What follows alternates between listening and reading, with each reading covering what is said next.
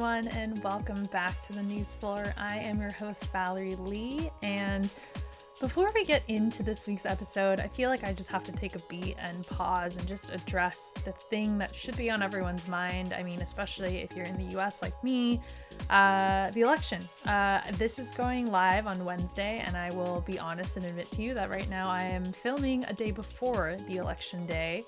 And I usually wouldn't say something like that, but because the next 24 hours are going to be so definitive for the tone of the week, for a lot of things, of course, beyond even this week, it feels a bit strange to not address it. Things might go one way or the other depending on what the results look like, what we're seeing here on this Wednesday morning even. And I hope that everyone watching exercised their right to vote yesterday and got out there, went to the polls if you didn't vote early. It's something that we care about a lot here on Lost Resort TV. We did a whole initiative called Brave the Vote, in case you missed that somehow. We got a bunch of artists across the dance, house, and techno community to come together and kind of celebrate the impact that we can have with our votes. So it is definitely really important, and I think that that's something we talk about a lot here, even on the news floor, how those kind of decisions trickle down even to the way that the nightlife industries are affected and the way that, venues that have been shut down are receiving funding, or if they'll receive funding, the way that people will get by, the ones that have been displaced and put out of work because of the pandemic. And it is a lot. It's basically going to be a crazy week. I don't think things are going to be over by Wednesday by the time this goes live. So I hope everyone's hanging in there and taking care of yourself and people around you. And I also hope that for the next 30 minutes or so, we can provide you some fun and interesting educational distractions.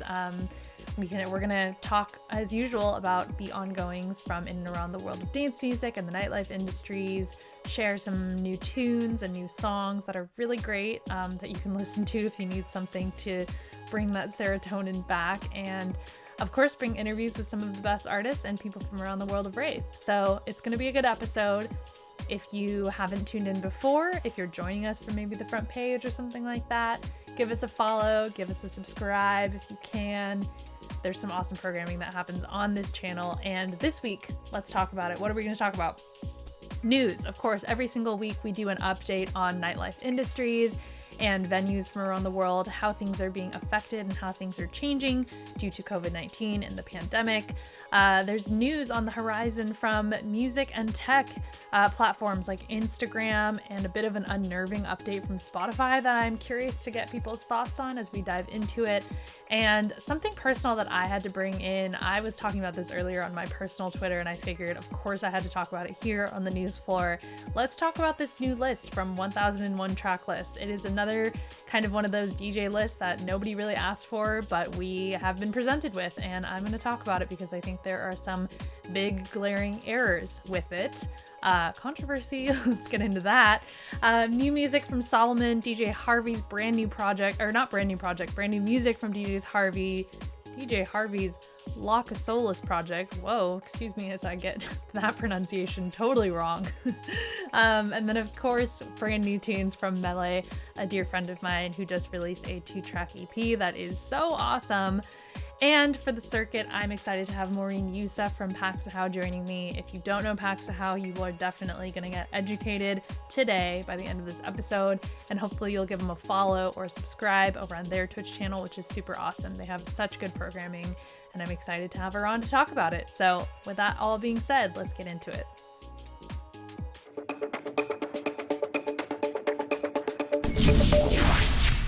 All right, let's get into this week's news. We're starting off with some good news from Instagram. The platform is increasing the time limit for Instagram live streams from 1 hour up to 4 hours, which is great news. I think it's becoming more and more popular, especially for people on the music side of things. Usually when you think of streaming platforms, you think of places like Twitch and maybe YouTube. But of course, a lot of people have great followings on Instagram and have tried to do DJ streams on there, only to be cut off after an hour. I think of one of my personal favorites is Jason Bentley's stream that he does every week, I believe on Sundays. And it always cuts off after an hour, and it's so annoying. But now you will be able to stream uninterrupted on Instagram Live for up to 4 hours. And of course, this move is aimed towards helping creators interact with their audiences for longer periods of time without getting interrupted. So positive news from Instagram. Defected relaunches their live stream festival, and now it will be staffed by those out of work from the pandemic. So if you recall all the way back to the beginning of the quarantine, I think back in March or so, Defected Records, of course, well-known label here in the dance music industry, they're going to be resurrecting their hugely popular lockdown live stream later this month. And the whole thing is going to be staffed by people who have been displaced from work or made redundant during the pandemic.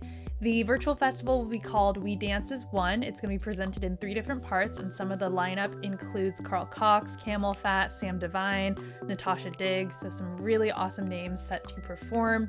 And the whole thing is going to be run by event staff, videographers, creatives, photographers, so on and so forth, who have lost work due to COVID-19. And it's going to be great. It's going to be kind of an opportunity for them to get back working behind the scenes and helping create this awesome content for us to enjoy as we get through the rest of the year in quarantine. Defected's live stream had so much success earlier this year. They racked up almost 19 million views and raised more than £900,000 for the World Health Organization's COVID-19 Solidarity Response Fund. So hopefully we can see some more success in numbers like that with this new iteration that will be coming later this month. So next, there's actually some good news as far as the nightlife industry is concerned. Over in DC, Insomniac has bought DC's Club Glow, as well as Echo Stage and Soundcheck, which are both venues in that area. This is great news because DC actually was in our news section a couple weeks ago when we were talking about a bit of a sad piece of news that came out when U Street Music Hall had to close its doors due to the COVID-19 pandemic. It is always really sad when a venue has to shut down because of the lack of business and the lack of movement that we've been having as far as saving venues here in the US, but it is great to hear that Insomniac is still doing well and picking up on the East Coast. The Club Glow president and CEO heads up 150 events per year at Echo Stage and Soundcheck, as well as the Moonrise and Preakness Infield Fest festivals. So these will all become folded into the Insomniac events kind of family, which is amazing. And Insomniac has also taken over Forbidden Kingdom Festival, which happens in Florida. So they are making big moves over on the East Coast. Some good news from across the pond. We are talking about London's Fabric, the iconic club venue. They have been awarded over £1 million from the Culture Recovery Fund.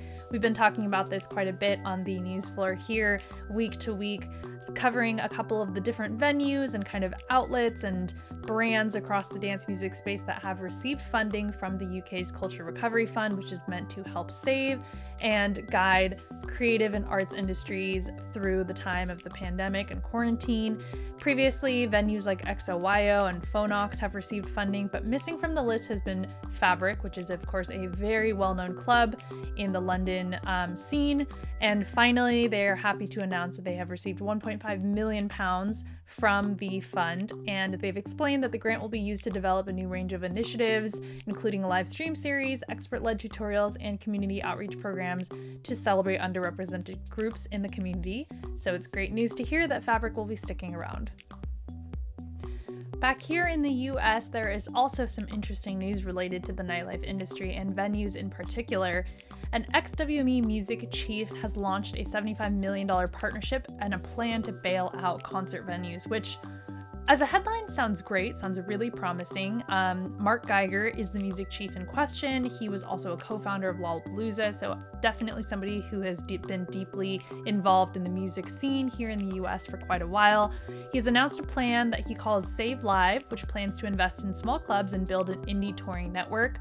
And then one caveat is that the plan would see him acquiring a 51% ownership stake in the venues in question. So, of course, you know, this is a definite kind of controversial controversial thing that's going on. A lot of venues are on the brink of closing their doors. We've seen it happen with U Street Music Hall in DC, for example, and it is important. It's important to keep these venues alive. Of course, this is something that was hotly debated as far as asking the government for assistance to give funds similar to how the UK has been to keep these venues open and these businesses open. However, that has not happened yet.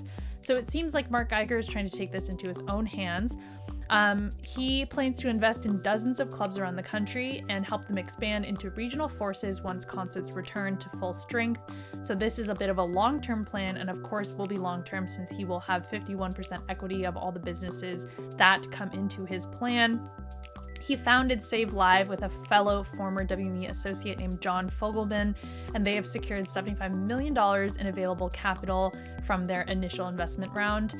It is promising, I think, for a lot of venues in that I'm sure a couple venues will be excited about this idea of giving up a certain percentage of ownership stake for to survive the next few months, and also for the option to kind of go into a touring model once things go back into normal times. However, it has caused a bit of controversy, rightfully so. For example, in an article with Variety, Frank Riley of High Road Touring was interviewed, and he explained that Geiger's solution scares him on some levels. He's going to buy distressed properties for money on the dollar and end up owning 51% of their business. Is that independent? I don't know. It's a bit of a questionable move. Of course, depends on, what your angle is. Is it taking advantage of businesses while they're vulnerable and kind of desperate during these times? But of course, maybe he does have their best intent in mind, and this could be a way to save them and prevent them from closing their doors. So we will be keeping an eye on how this develops. Geiger has insisted to several press outlets that these venue deals would be like partnerships, and he would not be seeking to flip the assets or make money off of the venues in that way. So again, we'll be keeping our eye on this and hoping for the best.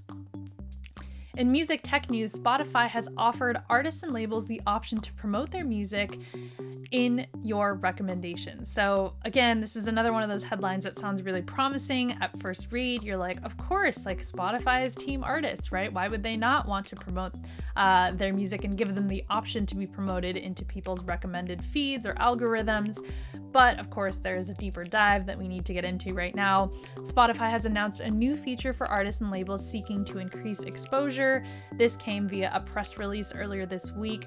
The streaming platform has unveiled a new function that will allow creators at all levels to boost their visibility through Spotify's algorithmic music selector. And the way that they're doing this is by offering it in exchange for lowered royalty payments. So that is the catch-all right there. That's the caveat. What this means is that labels and rights holders would agree to be paid a promotional recording royalty rate, as in read lower rate, for streams to be able to reach a personalized listening sessions, so reaching more people. So it's an interesting model, a lot of conversation that could be had around the way that Spotify has kind of taken over a radio's role as far as creating playlists that a lot of people access day to day.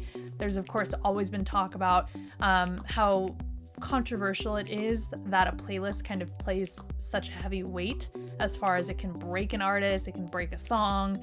And now it sounds like they're going to be opening up the option for people to actually have an opportunity to maybe it's sitting on a playlist, maybe it's just being fed into somebody's recommended algorithm if they take a lower royalty payment. So is that good for the artist?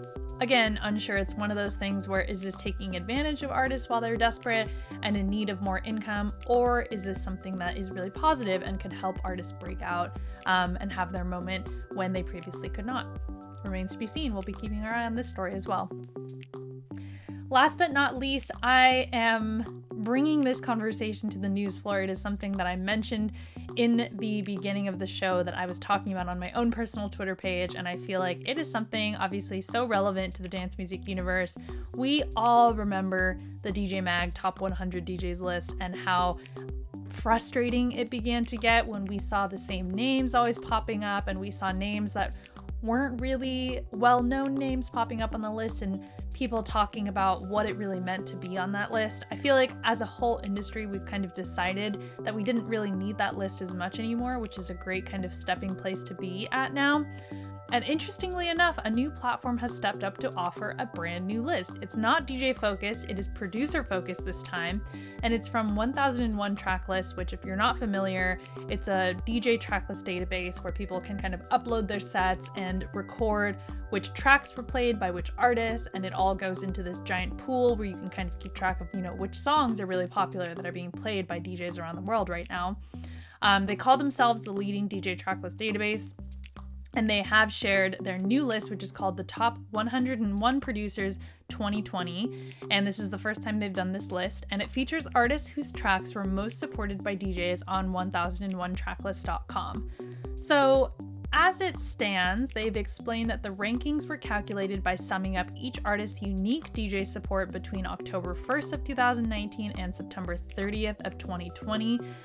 It sounds a bit vague. There's a little bit more detail. They say that unlike other ranking systems, they track how often a song is played live and claim that this is a great measure of trends and a great predictor of the shape of live stream sets or live sets. For artists, they say that there are many benefits that can be gained by using the platform. It's important to have a presence on the site, so on and so forth. However, they do continue to share that anyone can upload their own tracklist to 1001 Tracklist after receiving user credits for identifying songs in other tracklists. It's kind of meant as an advertising tool in that way, so it's all kind of user generated. You have to be really proactive about uploading your sets and being on the platform. And they claim that it's regularly visited by dedicated dance music fans, which of course is probably true. It's the people that are standing there with their Shazam and asking for IDs and tracks. They want to know what's being played. However, this list that came out of 101 top producers was entirely male and had basically all white males populating the list. I think at the top of the list was Oliver Heldens and a couple other kind of bigger commercial dance music names. And this is an issue. This is the issue that I have with it. It's interesting, and it's they could definitely provide some more detail as far as the data and the metrics that they actually use to calculate. I think some of it's clear, how often a song is played live. Not fully clear about how that metric works and if that's the only metric that's being counted, on top of the fact that most of these lists are user submitted, meaning that we're not really sure, is this a correct sample size? Are these well-known DJs? Are these at-home DJs? We're not really sure about that either. But I think all in all, no matter how the metrics were calculated, the fact that the list came out to be entirely male, not a single female producer was included on this list. And I think I looked myself, there were only 2 people of color that were on this list, maybe 2 or 3, but a very minimal amount, definitely. And I think that's an issue. And I think that's the issue that I'm having with this list. I'm not concerned about the fact that they wanted to put together this data into a list, because I agree that's a great new statistic that we haven't used before as far as the dance music community goes, about which tracks are charting, and maybe we can start tracking what's popular, the trends. I agree with all of that.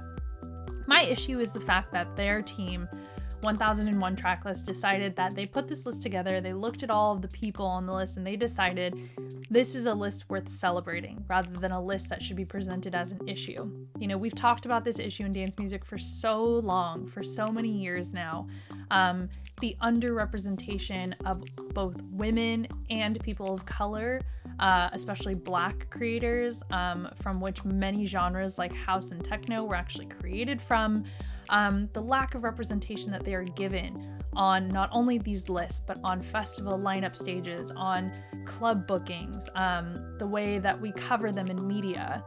It is always harder to find women, harder to find people of color on these lists, and I'm bummed. I'm bummed that even at the end of 2020, when we spent, I think it was 2 or 3 years talking about inclusion and diversity, it was such a strong selling point for so many brands and outlets and platforms, and yet we're still here. We're still here putting out lists that are a majority white male and deciding that should be celebrated. And I think that's an issue. So that's my opinion. I would love to know what people think. I would love to know what artists think as well, whether or not you were included on the list. it's an interesting conversation to be had. There's questions we should be asking rather than celebrating, I think. Why is it that women aren't being played? Why is it that female producers are not finding their names and their tracks on this list? Is it because people are not interested in their tunes? Are they specifically not seeking them out? Why is it that people of color are not being represented on this list? I would at least think that if this list was a proper sample size of DJs that are well known and that are relevant as far as the different genres of dance music goes, we would at least see names like Martinez Brothers, incredible producers, incredible DJs. Jamie Jones, another incredible producer, another incredible DJ. These are names that should be on that list. Of course, they're both male as well, but they are people of color, and I'm confused why they're not. It doesn't seem right to me, and I would love some answers. So if you are familiar with 1001 Tracklist, the team, the data, feel free to hit me up. We are at the Newsfloor, and I would love to talk about it. But that's all. That's my personal spiel. So thank you for tuning in and listening and having the conversation with me, hopefully in the chat. And that's it. That's the news for this week on the Newsfloor.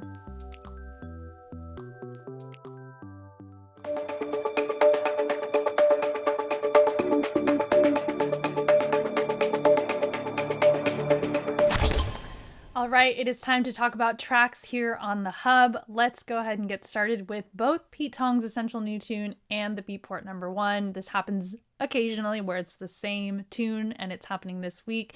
It is, of course, Solomon's Home, but it's the club mix of the track.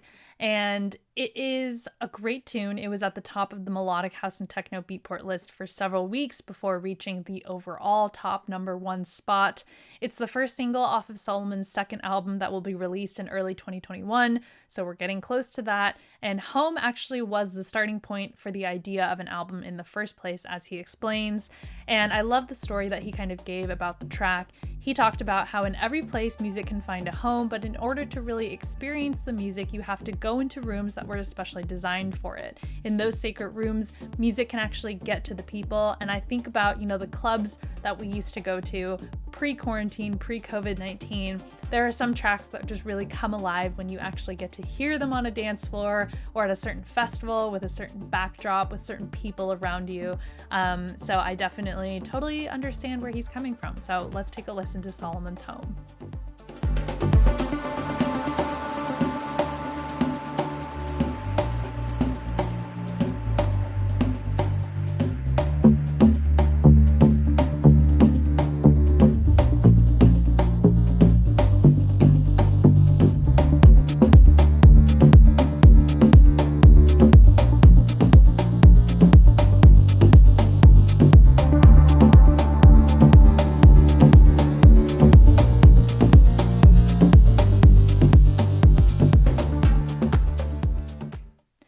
Next up is the Newsfloor track of the week, and we have something brand new from DJ Harvey, but not as DJ Harvey. It is his other moniker called Lakasolis, and it is a track called Zombie Sex Dream, which is a really fun name if you ask me. Definitely right and appropriate for the time. We just celebrated Halloween here in the US, so it's definitely got a bit of that spooky feeling. And this EP has come. It was originally part of a Harvey's Tales from the Nocturne release, and this EP is actually coming from that off the shelf for a special Hallows Eve release. So just like I said, it's a bit of that spooky vibe. This is the title track, and it features vocals by original band member Tara Selleck and is accompanied by a self-described demented video just directed by bandmate Sam Fox. So let's check that out right now.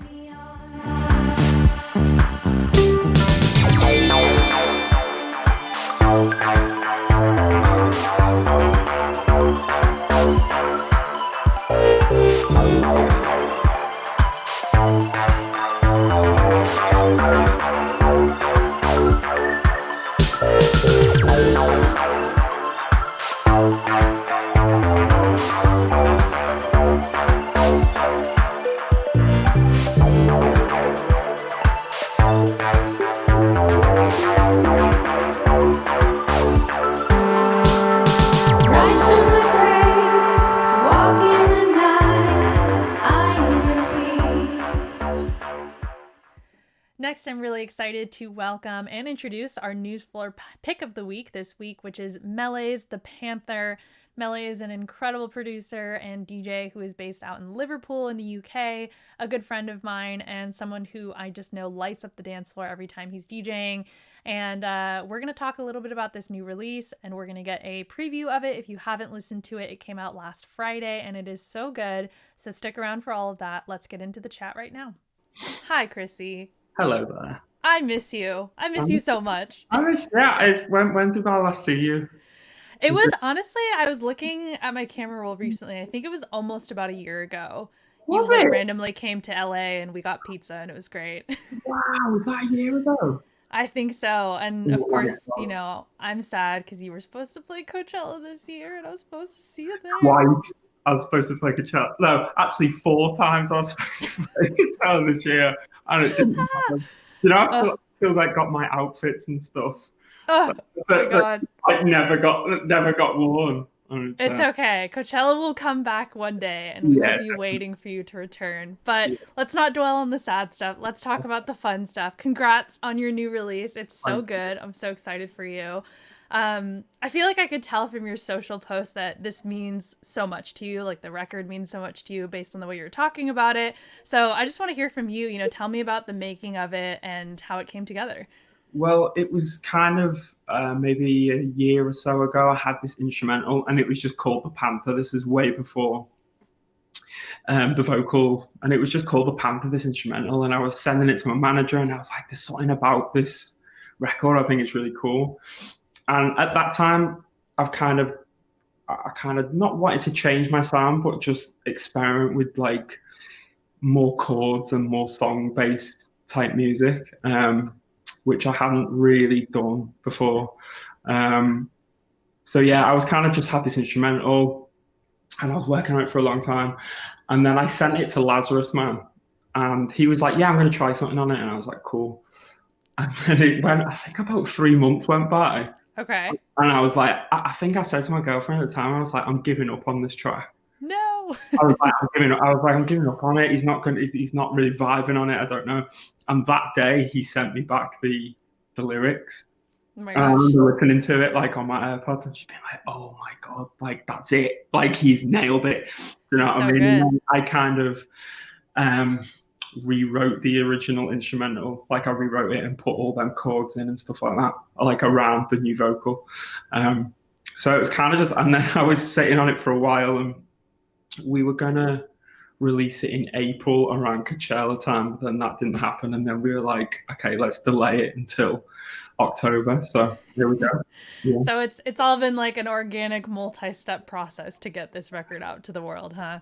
It's been like it's been crazy when you sit on something for so long and you kind of just start the self-doubt things start coming in when you're constantly listening to something. Right. You're just picking it apart at that point. Oh man, I think I mixed this record down.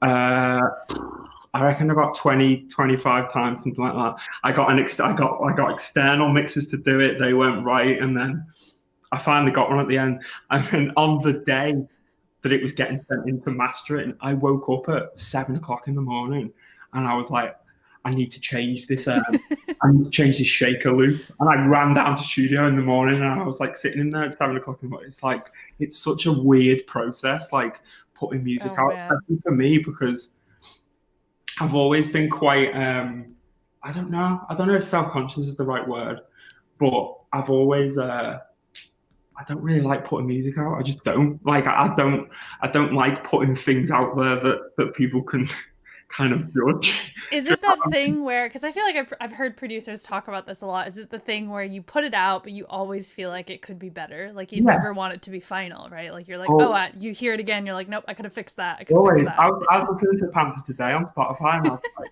"That bit's rubbish. This bit would be better." No. Oh, Well, here's a different perspective. I feel like based on that long journey that it had, I feel like we probably received the best version of it versus yeah. if it came out in April. I feel like we've gotten even the better iteration at this point. But I'm glad you bring up the lyrics in Lazarus Man because I love his vocals. I love the lyrics. I feel like it adds such a good story to the tune.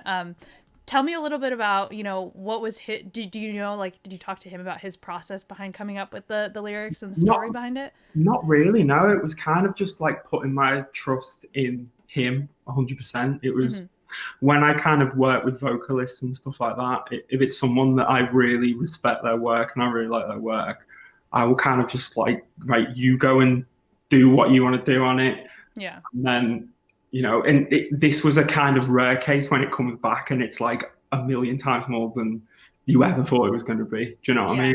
Totally. Yeah. It's fantastic. It's full of soul. It's such like a empowering vocal and empowering record to me. And it's, I don't know. It just, for me, with dance music at the moment, I just want to start making some song-based things. And like you said, music with a bit of soul. That's like what I just try and do every time, I love it. Well, the track is amazing, but one thing that I've actually wanted to talk to you about and ask you about for a really long time is all the artwork that you release. Like with this release, with all of your Club Bad stuff, it's got this really awesome kind of signature look. Tell me a little bit about how that came to be, who's the artist that you work with, and the story behind it all.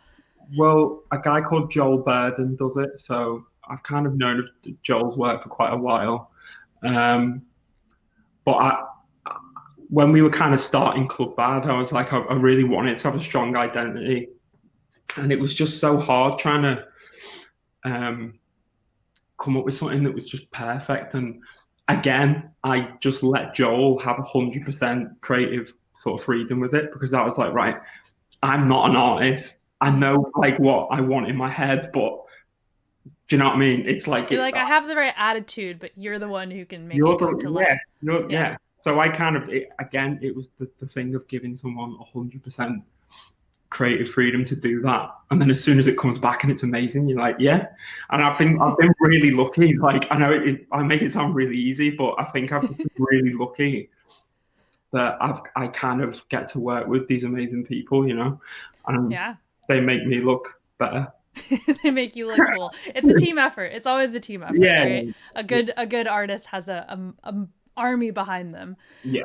Well, I mean, I certainly wish that I could hear the Panther out on the dance floor. I know that, I mean, you're one of my favorite DJs, so I'm looking forward to that moment. But for now, after this release, what's next? Do you have any big plans with Club Bad or more releases coming down the line? Yeah, I think that, again, with Club Bad, we've kind of got into our stride with it a little bit in the last few months. We've had Yolanda Be Cool's Leave a Commandos record and my Conga Mode EP, and then we've got Bontan coming up next, and then we've got Joski after that. So we're kind of hitting our stride a little bit with it, but it's like, again, it's annoying that clubs are not open, because obviously this music like thrives and lives in clubs. So it does feel like a strange time to be releasing dance floor music. Do you know what I mean? But totally, I know there's millions of people out there that still want to listen to it, and it's like that.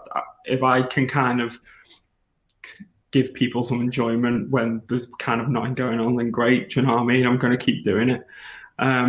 So yeah, Club Bad's going to keep building. I've been kind of like thinking about like maybe doing an album next year with kind of more, just in that sort of Panther vein, and just kind of, I don't know, I wanted to do one years ago, but I think to do like an album, I think you need them years of experience and producing and traveling and meeting different people and stuff like that, I'd want to do something that was like a real body of work that I could look back on and be proud of. So I think that's definitely something for next year that I want to start looking at, definitely.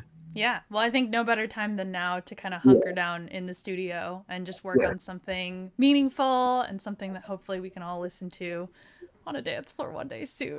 I trust it's going to be soon, but amazing. I usually end these interviews by asking the artist what song they want to play, but I have a feeling I know it's probably going to be the Panther. Is that right? Yeah. Okay, cool. Well, hopefully people who are watching will stick around if they haven't listened to it already. We're going to play the Panther right now. Thank you so much, Chrissy, and I'm so excited for you. Thank you. All right, take care. You are the Panther.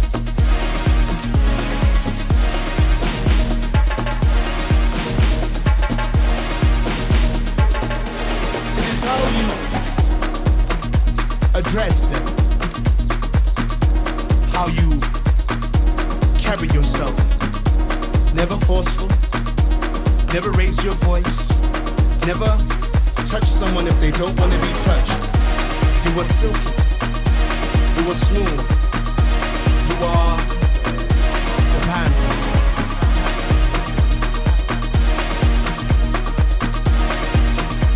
You are the panther. We're back with the Stream Informer, and we're pulling highlights from last week's best streams and some that are coming up this week that you should mark on your calendar. Let's get started. Last Wednesday, a highlight was Dr. Rubenstein's QTFM, which took place last week. Again, she was joined this time by Large Marge founder Rachel Noon, and their set was super powerful, super fun. It was ravey, hardcore, acid, you name it. As you can tell, it was probably super high energy. You can rewatch the session if you missed it, along with a number of other QTFM sessions on Dr. Rubenstein's YouTube channel. And as a reminder, upcoming QTFM streams take place every Wednesday at 3 p.m. Eastern, so you can tune in right after this, right after the Newsfloor, which also kind of takes place right at that time. So tune in here first and then tune in after. So for this week's upcoming streams, definitely go check out NTS's channel. OK Williams is playing on Thursday, November 5th at 1 p.m. Eastern. She's a resident of the radio station, and if you're not already familiar with NTS, it is not too late, but you have definitely been missing out. Their programming is amazing. Her sets are super eclectic, you know, anything from rap, deep house, jungle to techno. And then later on that same night at 7 p.m. Eastern, Anthony Naples is going back to back with DJ Python, and it's going to be super fun. That's happening on the Elseworld TV Twitch, which is Elsewhere, the club in Brooklyn. That's their Twitch channel. Some good streams happening there and upcoming for sure. Let us know which ones are your highlights in the comments or at the Newsfloor on our social channels. And of course, for more stream highlights and daily stream schedules, go check out our friends at Stream Informer. They are delivering the best sets every week, every day.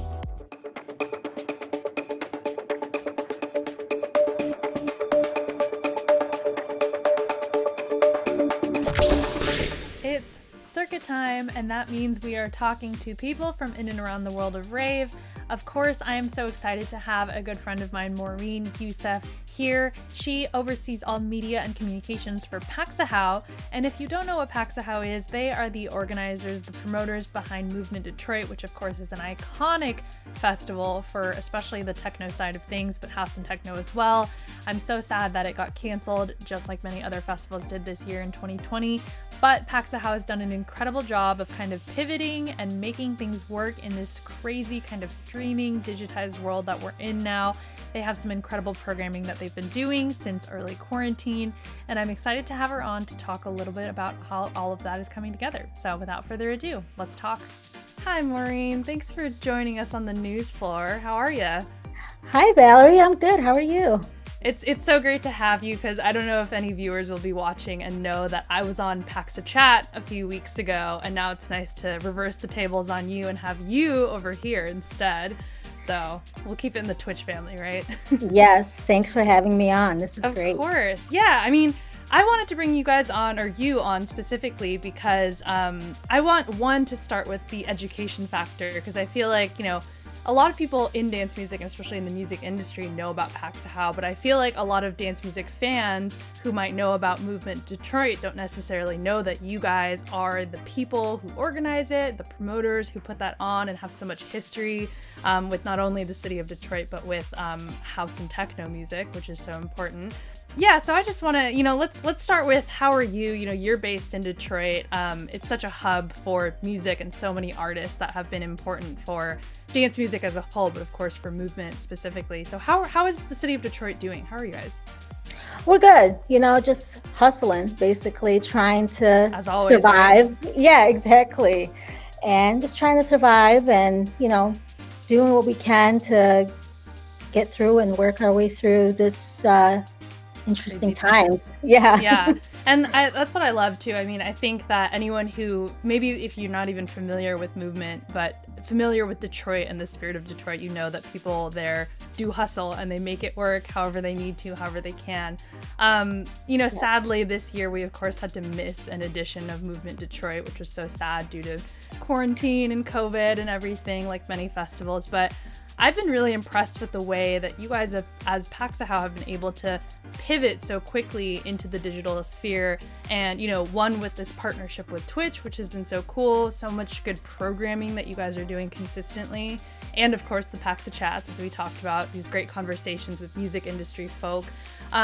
Walk me through, how the process started. How did you guys get into conversation with Twitch, and how did that partnership come together? So it basically started when the pandemic hit, and then April came around, and we actually teamed up with Beatport on just a Detroit special live stream, so that we kind of got our feet wet in the Twitch realm with that. And then Movement came around for the May dates, and we're like, we have to do something at that point. And then that's when we did the virtual festival throughout that Memorial Day weekend. And after that, the conversation just came up with Twitch. And, shout out to the Twitch team for supporting dance music culture and community, and, really seeing how important that is to music industry in general, and being able to highlight all the various different genres and artists within electronic music in general.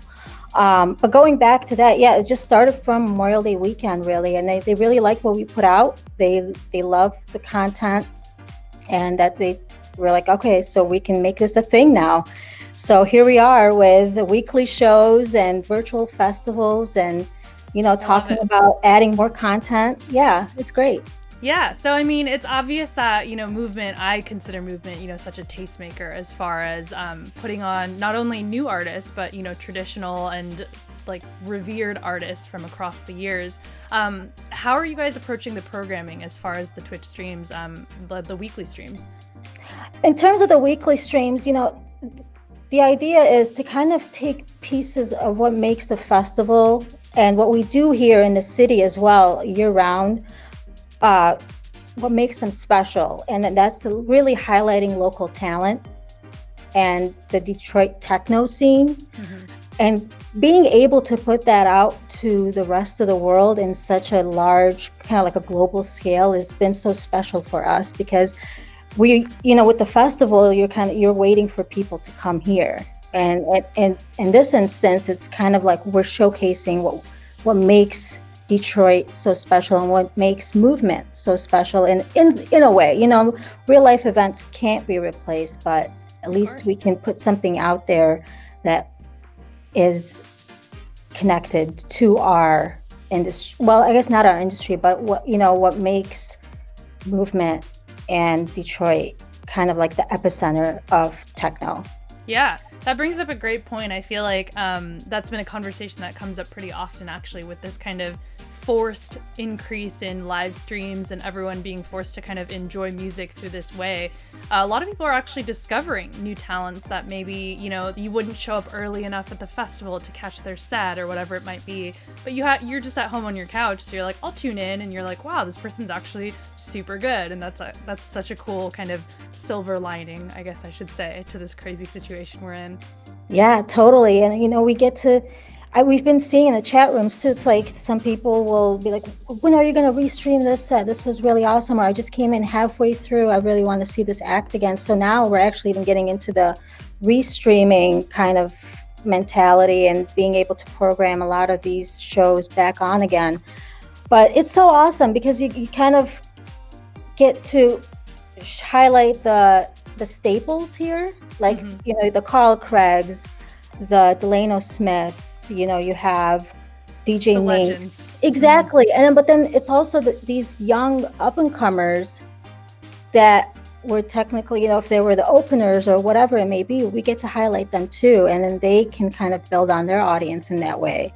Yeah. So it's cool. That's fantastic. Yeah. And I think especially for those kind of rising talents, it's been such a hard year for a lot of them, because maybe they were about to have their big year of playing across all the different festivals across the US, but thankfully they might have a home here on Paxochet's channel and actually get to play and make some new fans, hopefully. Yes. The other thing I want to talk about is, of course, Paxochet. Like I mentioned, it's the kind of industry-focused conversations that you guys have been putting together. Tell me a little bit about those, how you guys have been approaching that, and maybe some highlights that you've had over the past few weeks of doing them. Yeah, well, Paxochet is kind of it's special to me. I'm pretty close on that side with that project and programming. It's a variety. It's a very open-ended style type of video podcast, I guess you could say. So we've had everything from the industry panel that you moderated that we did to artist interviews, and now we're kind of looking into studio sessions. We've had everything from, I guess I should say everyone from, we've had Eddie Folks. We kind of did our first episode, and I'm trying to think of all I've just been working on them nonstop. I'm trying to think of all the different artists we just had on there, but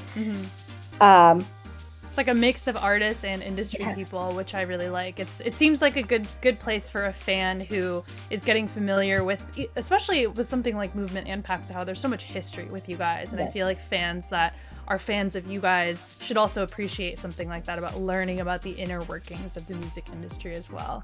Yes, and I think the idea came around really so we have 2 days of music programming during the week, and then one day where we just kind of wanted to highlight whether it's the staples or the artists that whether or not they have new music coming out or whatever subject that they can speak on, but also highlight some new artists out there. Right. In a way where they can kind of talk about their projects or whatever subject, that is going on that day. Right. And there's really been so much to talk about this year, especially it's so strange. It's like you kind of think with music, it seems so separate from world ongoing things, but really even on the Newsfloor show, I feel like I'm always talking about politics and government and how it relates to nightlife industries and the music industry as well. So I'm sure those conversations are super interesting. So tell us when we should be tuning in the future, what's coming up next. Well, we have our weekly shows. So our programming is 3 p.m. Tuesday, Wednesday, and Thursday. Tuesdays we do our remote streams, and those are actually pretty unique because we stream from various spaces and venues in and around Detroit. But it's actually really fun, and that's been fun for our production team to scout locations, whether it's warehouses or galleries, or we actually have one that we're talking to the Detroit Historical Museum because they have an exhibit that they're doing on the music festival throughout the years. Right. There's some really cool memorabilia there and just articles and stuff. So we're talking to them about doing a stream from there. It's pretty unique. So that's the Tuesdays, and the Wednesdays we do our Paxochet HQ shows, which we've turned our warehouse here into a stage, cool. With lights and lasers and just a bunch of different production elements that we can do here. And then the Thursdays is the Paxochet, and they air at 3 p.m. Eastern time, I should say. In addition to that, we have our Movement Selects virtual festivals, which are the movement themed music festivals. And this is number 3 is coming up November 20th and 21st. So coming up soon for that one. Yeah, they all come up really soon. It's just it's been interesting how the production schedule really works with these. Well, like we said earlier, I feel like Detroit never stops hustling, so it sounds like you guys are staying really busy over there, and I'm personally so happy to hear that. I'm a big fan, and I can't wait until one day we get to reunite on a dance floor, a movement dance floor. I know. I look forward to it. Cool. Well, thank you so much, Maureen, for coming on the show and telling us all about Paxochet. And again, I'll see you soon on a dance floor, I hope. Thank you, Valerie. Appreciate it. So it's that time. We have reached the end of yet another episode of the Newsfloor. Like I said, it has been a crazy week already, and I think it's probably going to be even crazier for the rest of the week and heading into next. So I hope that all of you are staying safe, staying indoors, hopefully abiding by quarantine as hard as it can be day to day. But there's so many good streams, so much good music to listen to that's going to get us through this time. And of course, great programming like we have here on Lost Resort TV. We're trying to bring you great conversations with artists and people that you love in the world of dance music. So We're gonna all get through this. It's all gonna be okay. And if you love what you see here on the Newsfloor, please give us a follow. We are at the Newsfloor on Instagram and Twitter. We share our episodes if you can't catch them live on YouTube a little bit later, and also highlights from every episode on those social platforms. My name is Valerie Lee, and it has been so fun to be with you here again this week, and I look forward to seeing you again Wednesday, 12 noon Pacific time, right here next week. I'll see you then.